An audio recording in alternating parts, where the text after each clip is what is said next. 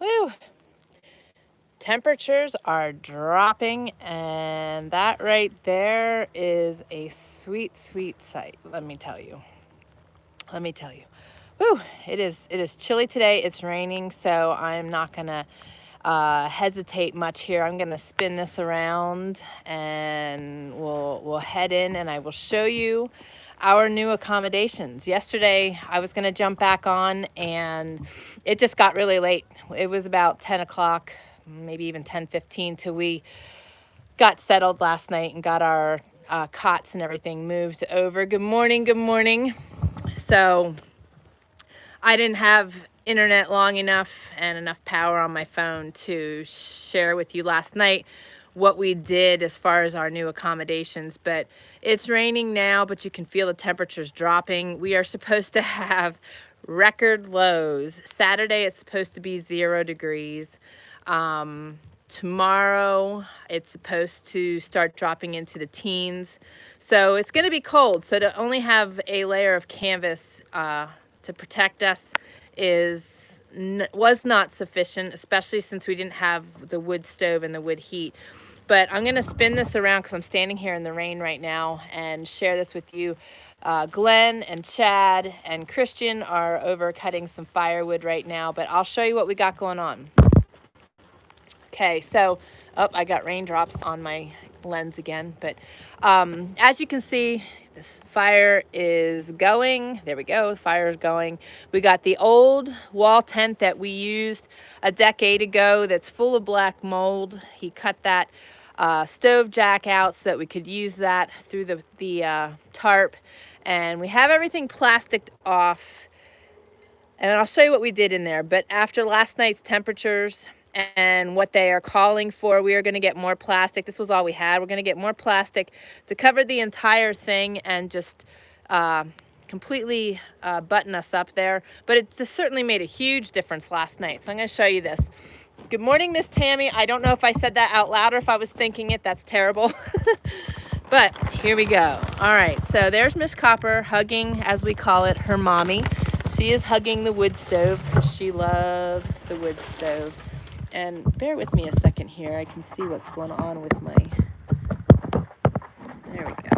Okay, I think that's better. All right, so in here when you walk in, the wood stove is close by. It's not directly inside the door, but with the camera it looks like it. We've got our water tank still here, so it's easy to unload because that baby's heavy when it's full. Got our pile of wood, and the kitchen is still here.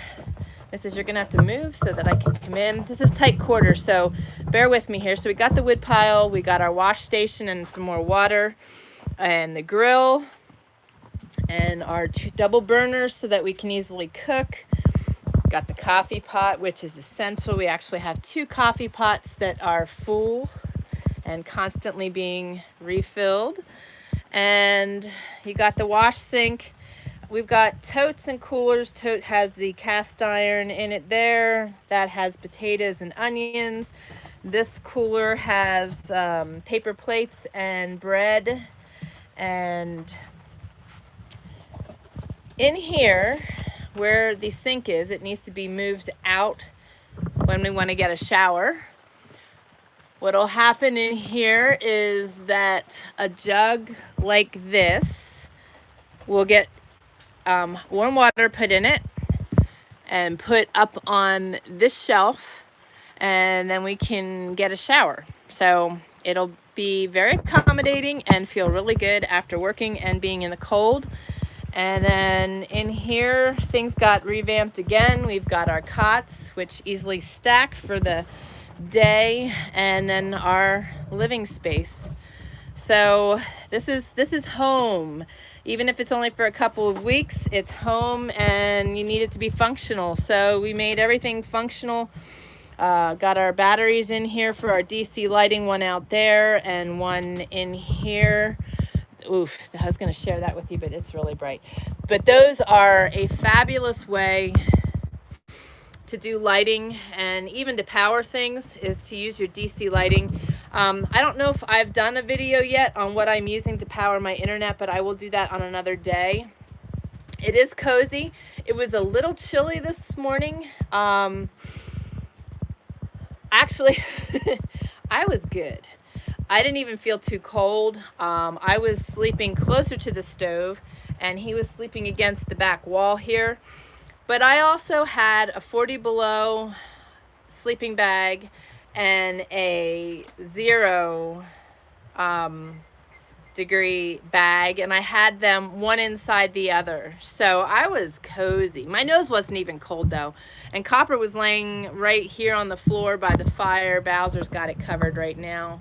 But they hug that baby. They're cold because they're on the ground all the time. So it's nice that we were able to be able to get this wood heat. It's a nice dry heat. We're not blowing through the propane like crazy because we want that for our freezer and our fridge this winter. And we just hate wasting stuff. And that just, to me, it just, to both of us, it felt like we were just wasting propane. And we need it for our cooking here now too. So this just makes so much more sense to us. We're surrounded by tall timber. We've got a pile of slash out there from the sawmill. It just makes more sense. I see comments coming across here. So we've got, good morning, Miss Deb. Deb says, good morning, Tammy and all. Just watching quietly and can't listen right now at work. I'll listen later. Okay, sounds good. Good morning, though. I'm glad you jumped on. And this is just a tour. This is our day 18 at camp. The guys are getting some firewood around and cutting some firewood. It's raining. It's supposed to dump today. So I've got an article to write on alternative energy, and I'm working on my cookbook, and I'm working on getting our Bible study and book club live. That I hope to announce next Wednesday when I'm on my live, or before, but we'll just keep going. Tomorrow is supposed to be somewhat sunny, and we're going to try to get out and get some trees. And then Friday around 11 o'clock, it's supposed to start dumping snow. We're supposed to get around 7 inches of snow. And then after that, we've got sun and clouds and low temps. The lowest I saw was 32. The highest I saw was 43. So it'll be good working temperatures. Maybe a little cold for the mill, but we're gonna punch through and keep working. We got a whole week of that. So no precipitation in the forecast. And that being the case, we should be able to get all of our lumber and start constructing things. So we are like, yes, finally. We're really excited about that. And this is not a hunting camp. This is camp. This is life. This is our home right now. A decade ago, we lived in a canvas wall tent for 8.5 months while we built our off-grid homestead on raw wilderness land, and we sold that place this year. We are on another piece of raw wilderness land. We've been priming the property throughout the year, but a lot of chickens before the eggs, a lot of rain in spring held us up. So we just started being able to mill our lumber starting on like September 26th is when we handed over the old homestead to the new owners. So this is home right now. This is not hunting camp, although actually it is also hunting camp because we are trying to fill our elk and deer tags as well, because that's the only meat we eat. We live off the land. So yes, I guess actually it is hunting camp as well, but this is home right now. So we we had poured concrete pillars earlier in the year so that we could try to avoid this rain. And once we got up here, knowing that it was so late in the season, we decided not to build our actual house this year. We'll do that in spring. We are building 2 guest cabins. One will be 12 by 12 and will be a stick frame, and the one we will be living in will be log bottom and a stick frame upper. It'll be a 12 by 15 with a slanted roof and a front porch. And the 12 by 12 will also have a slanted roof and have a second story and a porch on it also. And they are being built on runners so that we can locate them on different parts of the property for our guests. Right now, we didn't want to miss out on our prepared view. So we're building it right behind our concrete pillars so that we'll have the view for winter, and then we can move it in spring to its final resting place. But so that's what we're doing. We are actually building our second off-grid homestead. This is the start of our next chapter and our next decade of off-grid living. Once For us, having gone off-grid a decade ago, and both of us feeling like we were born over 100 years too late, once you step into this lifestyle after you've been yearning for it your whole life, there's no way to get out of it. You just keep going deeper into it. And that's what we're doing now, is we will have very unique means of doing things on this homestead. We had a 48 volt solar system on the other property, and right now we have very limited power and are totally good with that. I saw another comment come through. Steve says, an exciting and challenging time, praying all goes according to plan. Thank you very much. We appreciate that, and welcome. We're glad to have you joining us. When I lived in the wall tent a decade ago, it was the absolute best time of my life because of the dirt under my feet, the simplicity of life, you know, no baggage with all of your material things, which you very quickly learn that you don't really need.